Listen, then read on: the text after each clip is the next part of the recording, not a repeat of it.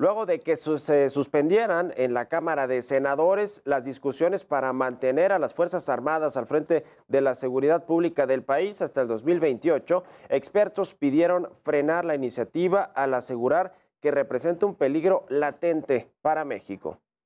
Con la pausa que los senadores hicieron a la propuesta de extender la presencia de las Fuerzas Armadas en las calles para realizar tareas de seguridad pública, expertos alertan riesgos en caso de ser aprobada.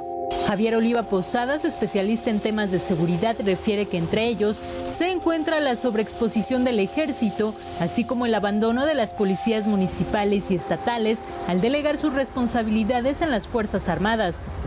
Es que va a cohibir o va a inhibir o va a justificar que las autoridades locales, entiéndase municipios y estados de la República, sus autoridades, se van a contener de actuar en materia de seguridad pública porque van a tener a la Guardia Nacional y a las Fuerzas Armadas.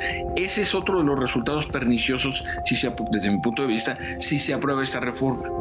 A ver, no hay dinero, pero hay apoyo logístico de la Federación, pues encárguense ustedes, ¿no? Además, destaca que el próximo presidente de México estaría atado de manos en cuanto a la implementación de una nueva estrategia de seguridad en su administración. Si hay alrededor de 80,000 elementos de la Guardia Nacional todos los días en labores de apoyo a la seguridad pública, más otros 80,000 por parte del Ejército Mexicano, más otros 20,000 o 15,000 por parte de la Armada de México, pues mira, tenemos un despliegue, un pie de fuerza muy importante desplegado armado por todo el país. Y entonces a mí me parece que darle ese arco cronológico tan amplio también implicaría de alguna manera condicionar al próximo presidente de la República. Lucía Chávez, directora de la Comisión Mexicana de Defensa y Promoción de los Derechos Humanos, afirma que la militarización ha tenido consecuencias catastróficas en cuanto a violaciones a los derechos humanos. Detalla que del 2008 a la fecha se han registrado más de 1,000 denuncias por tortura ante la Fiscalía General de la República por elementos de la Defensa Nacional, y de estas solo 33 han sido judicializadas y solo unas cuantas sentencias. Así se pueden encontrar ya consecuencias de carácter económico, político, institucional y social. El paradigma militar sabemos que se basa en someter al enemigo en razón de la superioridad de la fuerza y es propio de un país en conflicto armado, de regímenes dictatoriales o de democracias autoritarias. En este sentido, no se puede asegurar que las Fuerzas Armadas no son corruptas o que no violan derechos humanos. En caso de que no se apruebe el dictamen que el Senado regresó a las comisiones para reformar el artículo 5º transitorio constitucional, coinciden en que se tendría que crear un nuevo marco jurídico que justifique la participación recurrente de las Fuerzas Armadas de forma legal en el país. Verónica Macías, Heraldo Media Group. Y sobre este mismo tema, Gustavo Madero, el integrante del grupo Plural del Senado, es un senador que estuvo en el PAN y pues es panista, en realidad panista de cepa, pero pues se conformó este grupo plural en el Senado y es parte de este grupo Gustavo Madero. Bueno, él arremetió en contra de la reforma que presentó el PRI y aseguró, bueno, pues aventó una frase bastante polémica, no sé si lo hizo con ese objetivo, que se generara polémica y que se estuviera en las redes sociales, pero escucha cómo dijo, dice que fue creada con el semen de la corrupción. Esto fue lo que dijo el senador Madero, quien reprochó la presión que ha ejercido Morena para que esta iniciativa sea aprobada. Escuche al senador Gustavo Madero. Han hecho de todo para presionar y doblar. Yo por eso digo que esta iniciativa está engendrada con el semen de la corrupción.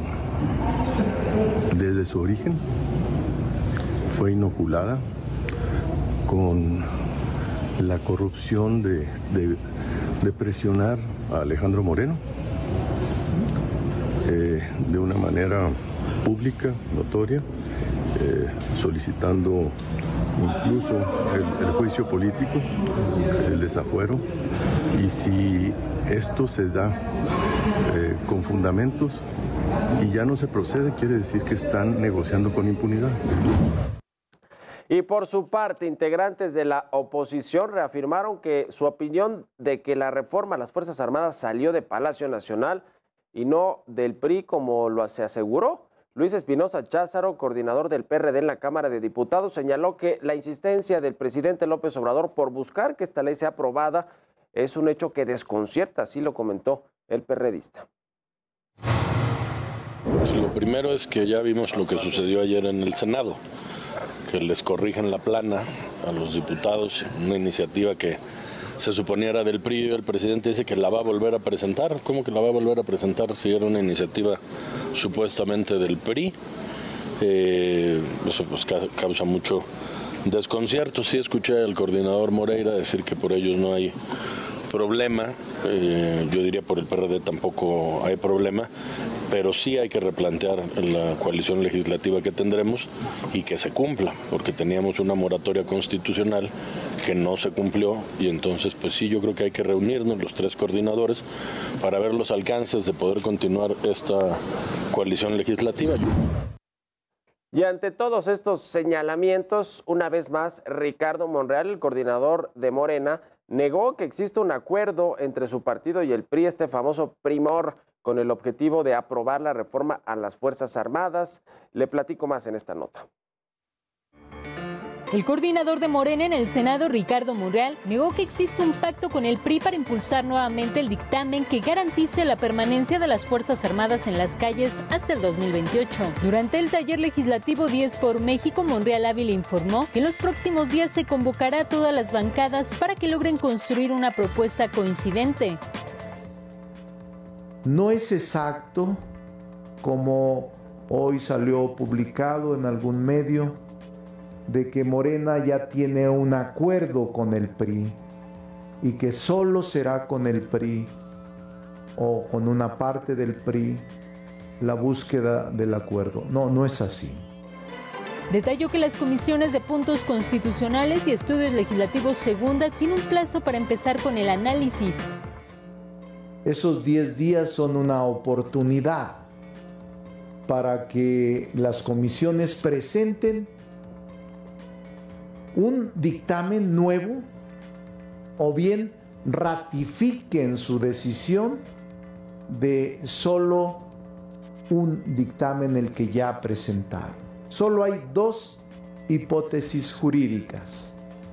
La primera es confirmar el artículo transitorio propuesto a modificar que ayer discutimos, o que las comisiones puedan proponer una alternativa y un nuevo dictamen.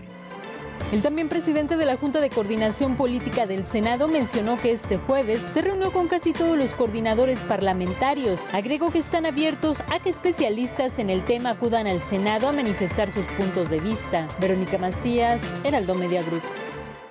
Y por cierto, Yolanda de la Torre, ¿se acuerda de la diputada priista que promovió la reforma para ampliar la presencia del ejército en las calles hasta el 2028? Se hablaba de que pues fue Alejandro Moreno quien le pidió a Yolanda de la Torre que pues emitiera esta iniciativa, que la presentara, que finalmente pasó en diputados y es la que no pasó esta semana en el Senado y van a volver a votarla antes del 5 de octubre, eso es lo que se ha dicho por parte del propio partido Morena. Bueno, esta diputada solicitó licencia indefinida para separarse de sus funciones como legisladora y bueno, pues trascendió que va a colaborar con el equipo de trabajo de Esteban Villegas, el gobernador de Durango. Así que bueno, pues se presentó la iniciativa, soltó la píldora envenenada que ahora tiene dividido no solo al PRI, sino a la Alianza Va por México. Y bueno, pues después licencia y bueno, parece ser que se va al gobierno de Durango. Así las cosas en el PRI.